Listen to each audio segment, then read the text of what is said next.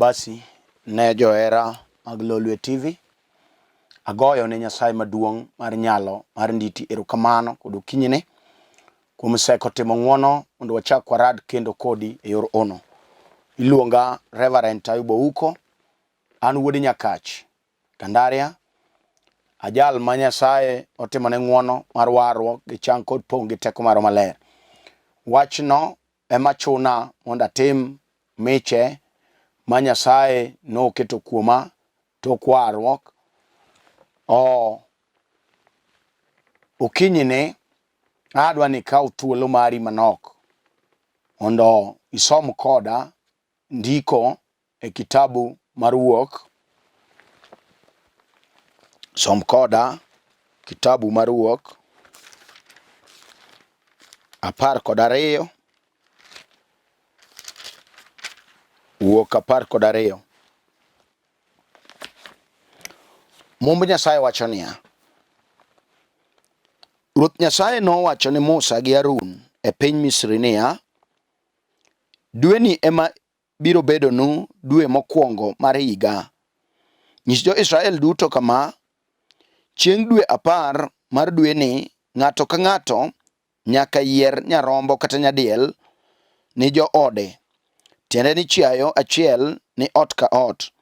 To kapo ni joot moro nok ahinya ma chiayo ngima ohingo, to wuon odno kod ng'at modak bute nyaka riwre e chiayono. Nyaka upim gima ng'ato ka ng'ato nyalo chamo mondo ung'ego kar romb joma oromo chi achiel. Chiayono nyaka bed nyarombo kata nyadiel madichwo ma ja-higa achiel maonge songa. Kanuru chiayogo nyaka chieng' mar 14 mar dweni. Eka oganda jo-Israel duto mondo oneg-gi ka piny dwaro yuso. Bang'e gikaw remo giwirgo sisi mag dhoudi kod wi dhoudi mag udi duto manochamie jamnigo. Nyaka gibul ring'o gotieno kendo gichame gi makati ma ok ketie thowi kaachiel gi alode makech. Chikri e 12 matindo wacho niya: Otienono nawuoth e piny Misri duto kendo naneg nyathi ka nyathi madichwo makayo, mar dhano kod mar chiayo. An Ruoth Nyasaye kendo anakum nyiseche duto mag jo-Misri. Remb nyirombego nobed kido manyiso udi mudakie, kendo kaneno remo to anakadhu min masich tho ma agoyogo piny Misri ok nomaku. Odiochieng'no nobednu chieng' rapar, omiyo nyaka urite ka sawo mochwere ni Ruoth Nyasaye kuom tiengeu duto. Walam Nyasaye. Nyasaye maduong', ono jabura jateko, chakruok gi giko en in, iluongi Alfa in e Omega. Wapuoyi Nyasaye kod sani kuom seko timo ng'wono mondo awuo gi piny Nyasaye kuom wachni. Ya malo Nyasaye ka wachni mako piny ka piny, mako Nyasaye kona ka kona, mako loch ka loch. Nyasaye amalo, Nyasaye keturo lodi gi nyinyo made tam janeno. Nyasaye winjo wachni, imak anga te Nyasaye sani ka nyingi yudo duong' e chunye, e pache. Nyasaye yaw chunye ma iye. Satan ma jamaji winjo, Nyasaye koro we ng'ato thuolo sani ne jal mobedo piny kum wachni. E wachni odonjne, Nyasaye kikete thuolo. Alami ka yie ni setimo ka malaika magilor. Ya malo alami ka yie nying loch mar Yesu Kristo. Amen. Awacho ni luonga Reverend Ayub an wuod Nyakach Kandaria. Kaka asewacho, alemo kod kanisa mar St. Meshach Fellowship Church. An e piny Nairobi. Kanye mwatie tich Nyasaye Kendo Nyasaye timo gik madongo. Ang'eyo ni johera duto osebedo piny mondo winj wach miwuoyo kuome mar Nyasaye. Okinyi ni Nyasaye gi ng'wono ne otima tung' mondo awuo kodi kuom wach miluongo Pasaka. Kendo ang'eyo ni Pasaka kama ji mang'eny nyo oseikore, oywa rwedhi, moko nyo oywa imbe madongo, moko be nyo oseng'iewo nyuogi, chwo be nyo oseng'iewo konge mopogore opogore ma gidwa timogo sherehe mar Pasaka. Kendo ang'e ni ji mang'eny wach manyo olandi mar loro counties 5 samoro oketho gik mang'eny ne ji manyo oseikore madwa celebrate Pasaka e yo mopogore opogore.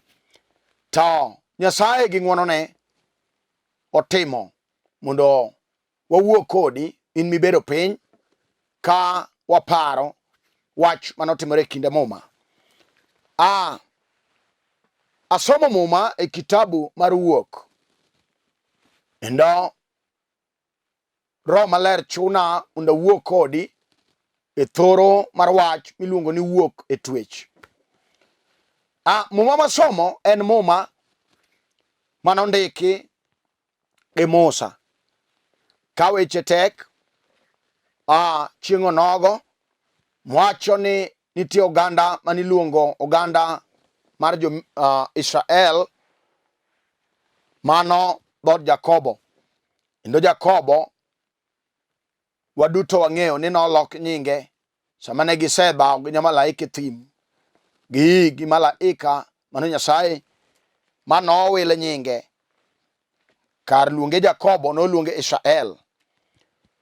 Oganda Israel noyudo ni e piny Misri. Kendo kane gin e piny Misri kanyo, ne gidhi kane oyudo ruoth Joseph nodhi e pinyno kaka misumba, to Nyasaye majalok gik moko noloko kendo Joseph nobedo ruoth.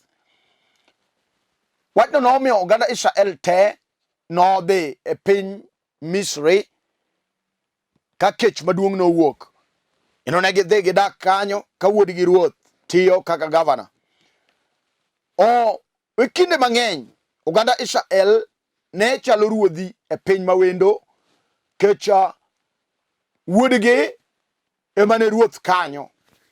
Kendo Farao nogeno Joseph e gik moko duto te mane fwenyo kata mane pango. Joseph ne chalo jal mokete ong'ala mamalo kaluwore gi wir kata fwenyruok maduong' mane Nyasaye oketo kuome mar fwenyo gik monego timre nyime to pok otimore. Wachno nomiyo jo-Israel obedo ruodhi e piny mawendo mar Misri. Kendo ne gidak ka ruodhi ka jo-Misri tiyo negi kamano. To kane wach owuok kaka wuoth rabora, Joseph notho. Kendo bang' iko Joseph, weche nowilore ne oganda Israel. Mwacho ni nitie ruoth moro mane obiro e tok Joseph mane ok ong'eyo weche manosetimore. Jodongo nobedo piny ma ginono gimomiyo jo-Israel tiyogi e pinygi to gi jodak. Wachno nomiyo gik moko nowilore ataro. Kendo jo-Israel nochako tiyo tije matek mag wasumbini. Kendo Farao noketogi kuom tije matek mane ok ging'iyogo, ka mon ne sombo pi to chwogi go matafari. Ne ok en tich maber, kendo ne en tich mar dera mar kech. Ne en tich mitimo kaluwe chwer mang'eny. Ne en tich ma ng'ato ok wachno ol. Ne en tich mitime yor achune, yor thuono, ne en tich mitimo gi tok moruodho ka onge ng'at ming'iyo ni nyalo konyi. Sama ne jo-Israel nie chandruok mar jela mar twech kamano, to Muma wacho ni ne giparo Nyasaye maduong' mar Israel, kendo ne giparo Nyasaye mar kweregi, Nyasaye mar Ibrahim, Nyasach Isaka kod Jakobo ma wuon mare. Mane sa ma jo-Israel nodonje lamo gi pi wang' ka chunygi lit, kendo ne giparo singruok madongo ma Nyasaye notimo gi kweregi. To aluoro Nyasaye ma jarit singruok. Nyasaye kiparo ne singruok modhi kare, to Nyasachwa ja malo. Nyasaye no amalo no oganda Israel kane gidok e chunygi to giparo singruok mane Nyasaye otimo. To wang' Nyasaye owalo dichwo miluongo Musa, mano wuod Yukabeth, mano dichwo mathuon ma noa malo mondo dhi ogol Israel e piny Misri. Kendo Pasaka kama en chieng' ma jo-Israel ne parogo, chieng' ma ne giwuok e twech kata e jela mar twech mar sand e piny Misri. Sama ne Nyasaye owalo Musa ka dichwo ni ka jaduong'ne mano Jethro obedo jakwath kanyo, ka lweny be noriembe piny Misri kanyo, kama nyodonge e od ruoth kanyo, ng'eyo lweny mane Farao goyo, kendo ng'eyo tan mane Farao logo lweny. Nyasaye nomiyo donge od ruoth mondo osom tactics mag lo lweny, kane ok ong'eyo ni en ema ne obiyo mondo ogol jo-Israel e twech mar jela. Sama Nyasaye nowuoyo gi Musa ka en ka Jethro ni mondo en ema nogol Israel e twech, to wachno ne ok obedo mayot ne, kech nong'eyo lwenj Farao, nong'eyo gima noriembe ka embe nonego achiel kuom jo-Misri manogo ja-Israel monego. To wang' Musa no amalo monego ja-Misri moso e kuoyo. Koro ka nodar kuro, ne ok odar gi mor, ne en jal mane nowuok gi luoro mang'eny, kech embe ne idwa nege. To Nyasaye oyiere mondo en modhi ogol oganda Israel. Sama no mochomo mondo otim dun ruoth, to wang' luoro moro gore kuome, to penjo Nyasaye ni to kadhi ir oganda Israel, ang' nanyisgi ni ng'amo ora. Musa, Nyasaye wang' owuoyo gi Musa to nyiso ni winji, nyis Israel ni an mantie maseori mondo giwuog e piny twech. Sama Musa nodhi kamano, nowuoyo gi Farao, kata kamano Farao ne ok owinje. Farao norido toke nikech oganda Israel gine mane gibedo wasumbni mag jo-Misri, jok matiyo tich matek mag ondelo, tich ma ji timo e yor achune. Farao ne ok owinje, no Farao nomedo jo-Israel tich matek. Chieng' onogo Nyasaye notimo onni madongo mondo ne mi Farao ne weyo oganda Israel. Ne ok en tich maber, ne ok en tich mar mila mar oyuma, ne ok en tich mani wuoye gi ji mos, ne ok en tich mitimo ka ng'ato chunye dwaro, ne en tich mitimo ka ng'ato ichwado malich, ka ng'ato ni chuno gi thuon mondo tim tich matek. To wang' Nyasaye amalo noganda Israel. Kendo chieng' onogo kama somo wacho ni Nyasaye nowuoyo gi Musa kod Harun, to nyise ni nyiso oganda Israel ni mondo ot ka ot mondo yier nyarombo kata nyadiel ma hike achiel. Nyasaye dwa chako timo ono. Nyasaye timo ono mogik ma wang' ne mi Farao wedi chuo kata dhako momaki matiyo tije misumba. Kendo Nyasaye no oda Farao gi Harun mondo oyier nyarombo kata nyadiel ma hike achiel maonge songa, ato kete mondo bang' ndalo 14 ka piny dhi uso odiechieng' mogik mondo giyang' nyirombego gi nyidiek, ato gikaw remo to gikete sisi mar udi kendo gikete wi udi malo. Nikech ang'o? Chieng' onogo Nyasaye no oro malaika ma jonek mane dhi nego nyithindo ma yawuowi makayo e dala ka dala kata ot ka ot, mondo mi Farao we oganda Israel wuogi, mondo mi Farao ogol oganda mar Israel e twech, mondo mi Farao oyie mondo oganda mar Nyasaye wuogi. Muma wacho ni chieng' onogo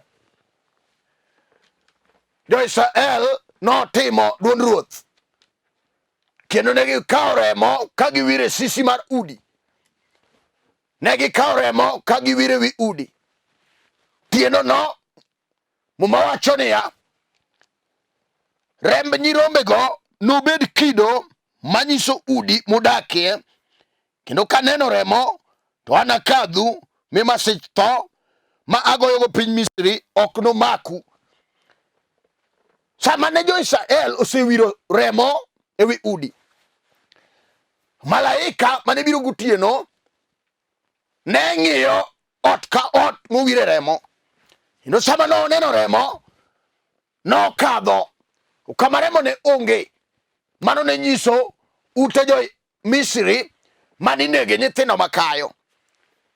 Otienono malaika magenek nonego nyithindo makayo mar jamni kod mar dhano, kendo chieng'no Otienono ywak ne lich e piny Misri kochakore od ruoth nyaka od jatich matinie mogik, kech dala ka dala ni ywage wuoyi makayo, nyaka nyithi jamni notho, kech Nyasaye ne dwano gol oganda mar singruok e jela. Nikech Nyasaye en Nyasaye, wachno ne ok en wach mane ji nyiere, kaka asewacho mokwongo ni ji mang'eny nyol loso kaka gidwa timo sherehe. Kanyo odiechieng'no nonyis jo-Israel mondo wigi kik wil godiechieng'no ka giparo odiechieng' mane giwuok e piny Misri, mane giwuok e jela, mane giwuok e twech. Sama wuoyo ni wan gi chwo, wan gi mon ma wasigu oanegi malo, ato makogi to ketogi e twech. Moko orwake twech mar jela, mar dala, mar rangach, mar oyare, mano chuny modhono momako dala matek. Ochalo jo-Israel manomaki e piny Misri, ato chungi gi tich mar misumba. Sama wuoyo sani wan gi ji ma Satan okawo kar Farao, ato keto ng'ato sani e jela mar misumba. Samoro tiyo tich ma ok oromo kode, samoro tiyo tich ma ok owinjore gi capacity ma entie, kech jachien odagi ni onge ber monyalo neno. Ochalo jo-Israel sama ne gin e piny Misri, to wang' Farao oketogi gi tije matek mag achune. Duong' odog ne Yesu jateko. Iwinjo, kawuono wan gi miere machalo miere mane jo-Israel nitie e piny Misri. Wasigo dagi en dala ma jachien ogoye kom piny, en dala miwuoye toke, en dala ma ji wuoye e weche mag tho, en dala ma luoro osego dala te, en dala ma ji chiwogo example, en ema ochalo billboard ma jachien oketo milando godong' mar gweng'. Mano chuny Farao momako dalano matek. Odagi kata obed nyithindo machwo minyuolo e dalano, to wasigo ketogi e jela mar kong'o mar siko, mar dong mar kwamo mane kama gintie. Gichalo jo-Israel manomaki ato rwake jela. We awuo kodi sani kati bedo kijana mapod tin to en adier ne ngima mokale, en ngima mar jela mar twech, en ngima mar achune, gimotimo kuogne maber. Wasigo dagi monyono piny ni onge gire manyalo wuokne kata otem mondo many nyako bedgo. Wasigo tame ni en nyiro kelo to dhi. Ket nitie chuny rangach mar Farao motame en idwaro tho misumba. Samoro nitie jaduong' manotho e rangano ma wiye oti lwar, embe notho ka wasigu notame. Ne ok oneno ber, ne ok oneno kothe, ne ok oneno gimoro maber madokwan. Notimo tije mag achune, notimo tije misumba, notimo tije mag achune manotho kamano. Kawuono samowuene chuny nochier, umako kijende, kijana ka kijana monyuol e dier dalano, kata obed jaduong' manotho e kong'o, ka nomadho kong'o ma jaduong'no nonindo e bataro, notho kamano. Samoro nochwe gi pale ba. En nyako mane tiyo tije mag misumba, nonindo kamano. Toke chunyno nochier, duogo chien wagokni, en dala maonge nyako minyiedho dhere kata achiel. Wasigo dagi ni kanyo nyiri tiyo tije mag wasumbini, moko tiye bache, moko luoko ne ji, moko gine magigo tong'o ne jowadgi. Kech wasigo dagi keto chuny kwamo kanyo, keto chuny jala, chuny twech, keto chuny misumba. Onge jal makonyo wadgi. Kaka moro thagore e piny waguso kuma notede, e kaka nyamin be thagore kuma notede, kumotede. Onge nyako makonyo wadgi, minyiedho dhere ok yudi. Samoro min wuoyo penjore niya, an ang'o manotimo na nyithindo? We akoni niya, wan gi chuny misumba, wan gi chuny jala, chuny twech, wan gi chuny modagi manosando gada Israel. Ka Farao nonyono matek to wacho ni onge wuok, odinegi to lornegi. Samoro imbo dinni nyako. Kawuono we awuo kodi, wan gi Nyasaye maduong' mar kerubi, Nyasaye mabade tek motimo chuma. Wang'o wuoyo gi Musa, wacho ni winji, an mantie Seori kata sani awinjo mantie no. Jal moyie kawuono chieng' Pasaka kama, ng'ati nyalo gony. Akia kaka ineno kati bedo dhako ma chunje mag kwamo ogoyi plasta, ok inyal neno nyathi. Samoro en chuny dalau, ket nitie migogo be manotho kamano, chien odagi oloni. Wan gi Yesu nyateko manyalo timo ni ng'wono. Gada Israel nolornegi, giko Nyasaye nonyisore. Kata mana mari no, Nyasaye nyalo timo ni ng'wono. Chieng' Pasaka kama, onge gima tek manyalo tamo Nyasachwa. Kawuono ni jo-Israel paro, kawuono ni waparo gony mar twech, mar jela manotimore e piny Misri. Kata mana in kawuono, kata Farao loroni e yor tuo emokelo makigo. Ini pesa ni rumo e osiptal, pesa ni rumo ka nyamrerwa, pesa ni rumo e chemistry. Kawuono wan gi chang kum Yesu jateko, en kene man gi dwoko. Kata yoro lorore, kata onge gima dhi maber, kata nyithindo baro kodi, kata onge mawinji kata achiel, duong' kata yalo kes e kot pile ga pile, kanye ma pesa ni dhiye, ketie jela no. Kata onge mwandu, samoro keto kumidhier mar sasia mar tuk. Wan gi Nyasaye maduong' ma bado timo chuma. En mano wuoyo gi Musa, onyise ni nyis jo-Israel mondo giket remo mar nyirombe kanyo gi mar nyidiek. Remo nyiso niya, mano ngima. Kata mana in kawuono, kuom remb Yesu jateko, ng'wono nyalo timore ni.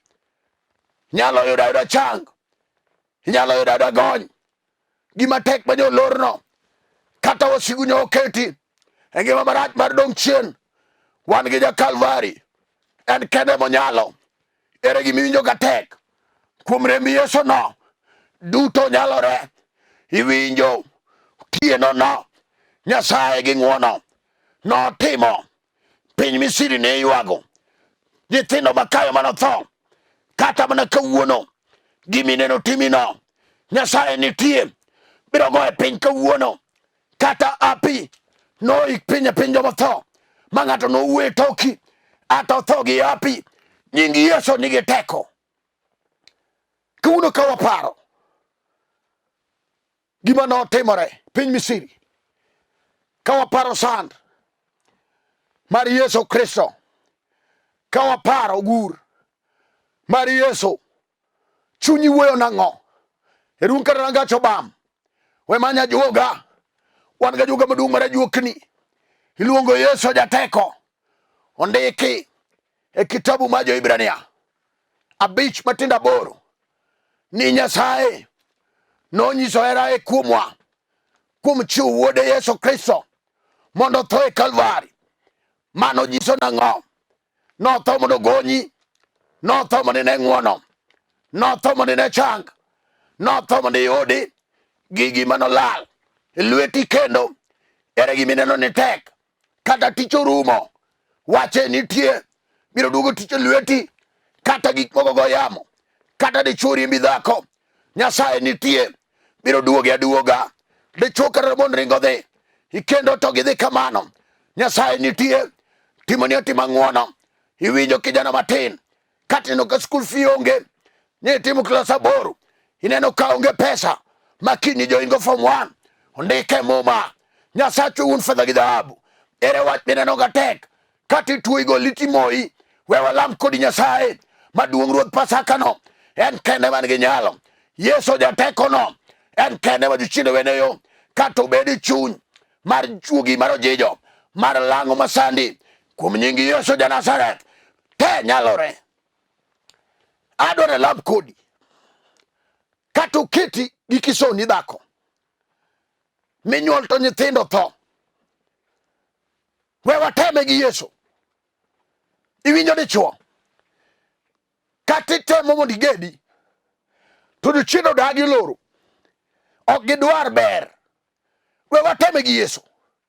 Iwinjo migogo, kata isedhi katedo, to fundi ni moriembi, in dala usa mawuoyi kodi ni, chunyi paro mondo ideri, ke samoro ji nyieri, mesegi moko kuodhi wuoyo toki. We ane wateme gi Yesu kawuono. En kende man gi duoko mar ngimani. Onge gima tek manyalo tame. Kawuono wabiro kale. Otieno sama nowi remo, malaika ka noneno remo, nokalo ot nodhi ot machielo. Kawuono Nyasaye nyalo timo ni ng'wono. Magol chuny masandino, magol chuny rangach, magol chuny mar oyareno, magol chuny remo madala ma ji ong'eyo no. Kata obed juog wang', kata obed ang'o, kata okimie mochami, Yesu nochango tuoche te, mari nok nyal tame. Yie mi yie yaya chunyi kuom remb Yesu no nyalore. Kuom remb Yesu tuo weyi, kuom remb Yesu chuny no weyi, kuom remb Yesu diere ma, kuom remb Yesu duto te norume Kalvari. Kama intie no, gaga chungi piny, kinyalo ting'o badi malo mondo walam kodi Nyasaye. Ka waparo tho kod chier mar Yesu Kristo, noduogo gik moko te, kata mari noduoga duoga. Mama kata iseywak, wan gi jaywe pi wang', iluongo Yesu jateko. Akelo jal makelo gik maonge bedo mantie, en miluonge Ogola, jal magolo kethruok mag piny. Ere gima tek manyalo tamo Yesu. Chieng' onogo nonene, sama okelo duoko kama, chiende noringo noweyo. Kata marino kawuono, kaka nyithindi mondo water ne Yesu nyarombo, kata moko dwa dhi tedo chieno dagi. Farao rido toke matek, ni onge nyako madhi katedo. Ka dichwo dwa kendo, Farao dagi, ni onge dichwo mabedo gi dhako. Ka dhako ya ohala, Farao dagi, ni onge ohala nok dhi maber. Ka dichwo dwa yudo tich, Farao dagi, ni onge tich kanyo. Samoro kelo tuo, ni ji tho e dala, en dala miwuothe liete, Farao dagi, ni onge gima maber. ka ng'ato chako gimoro Farao go piny kawuono e nying Yesu. Wan gi Yesu jateko mabiro rakore gi chunyno kawuono, kata obedo chuny thirno kata chuny nyiero, chuny dong. Wan gi Yesu jateko mabiro chome tir, onge baro ne jochien, kata otek kata othiano, kata ochalo Farao nothiano ne Nyasaye, gikone nogoye piny, noloye gi tekone, noloo Farao kata marino kawuono, kata ochalo Farao. E nying Yesu ja-Nazareth, e nying Yesu jateko, duto nyalore.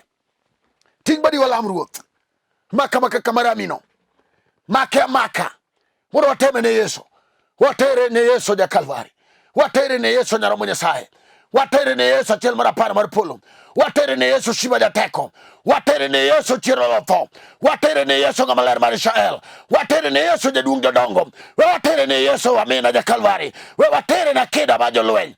Nyasaye maduong' mar nyalo, asepuoya wali amiyo nyingi duong'. Kawuono Nyasaye, chugi mon dwari, ne dhako maywago pi wang'eni, ne dichwo Nyasaye marangach odong'go, ok onyal dhi mbele, ok onyal dong' chien.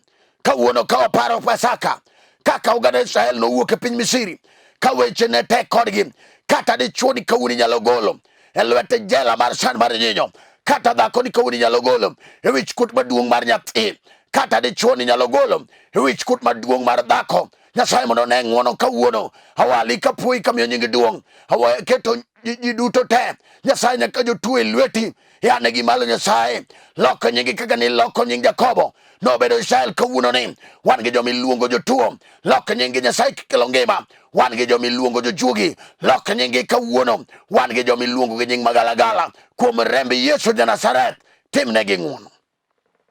Par ji duto Nyasaye, ka waparo tho kod chier mar Yesu Kristo, we jogi oyud chang, we jogi oyud gony, we jogi Nyasaye one ng'wono gi miwafu. Jok Nyasaye man go ala tinggi malo, nyaka mayalo kes lonegi Nyasaye, nyaka mo malo duoke lwetgi, nyaka dichwo Nyasaye manyose riemb oko, Nyasaye duoge dala, nyaka Nyasaye dhako machunye lit machilelni, timne ng'wono Nyasaye. Par nyathi kich gi mon liete te, amiyo nyingi duong' sani, iting'o malo riat dabi, erokamano ng'ama ler ma Israel. Par joyalo duto mayalo ka, iting'i malo Nyasaye kimiyogi chir. Par lolwe TV mangima, Nyasaye kitimonegi ng'wono. Par samo chola Nyasaye mano director Nyasaye, ipar Nyasaye nyaka nikokelo, timne ng'wono Nyasaye kod sani. Duonge pako duogni manyaka chieng', alamo ka yien isetimo gik madongo. Erokamano Yesu Nyarombo, e nying loch mar Yesu Kristo, amen. An mawuoyo kodu iluonga Reverend Ayub Ouko, awuod Nyakach kaka asewacho, to moro ni Kandaria, ajal mowar, alemo kod kanisa mar St. Meshach Fellowship Church. An e piny Nairobi, headquarter marwa ni Kisumu Polyview, kamotel negi Archbishop elect Ernest Ogeno Kuto. Nyasaye mondo gwedhi jaduong' kama intie, kod Senior Bishop Johnson Ogada, kod Bishop Charles Okode, Bishop Henry Okenda. Nyasaye mondo ting'u malo te nyaka Vika, Omer. Nyasaye oting'u malo kanisni te mag St. Meshach. Nyasaye mondo gwedhu, omiu chir e sama piny tek kama. Nyasaye mondo omiu chir, Nyasaye mondo gwedh kanisi duto e piny ngima. Nyasaye mondo timne jodolo duto te. Kawuono wang'eyo ni kanisni pod olor e 5 counties ma nyo kero lando. We wabeduru e nyim Nyasaye. Nyasaye biro timonwa ng'wono, kendo tuo mar corona wasechomo gi Yesu, onge matek manyalo tamo Nyasachwa. Nyasaye biro timonwa ng'wono. Nyasaye mondo rit jo-Kristo te kamoro amora ma gintie. Nyasaye mondo par kanisa mabungu dalawa kama wadwa dana buto nitie, kod kanon Sadekia Kasuku gi jodongo te ogo Nyaroko. Nyasaye mondo ting'u malo nyaka Odhiambo Omo. Nyasaye mondo timnu ng'wono. Nyasaye mondo par bungu dinari, otimne kanisa malara ng'wono. Jeno Remo, Nyasaye oting'u malo, kod owadwa David Okungu, Nyasaye oting'u malo. Ang'eyo kaka ichungi nyoti Nyasaye. Nyasaye mondo timni ng'wono e sama kama. Ang'eyo ni ji nie udi, Nyasaye mondo chung kodu kuom weche te.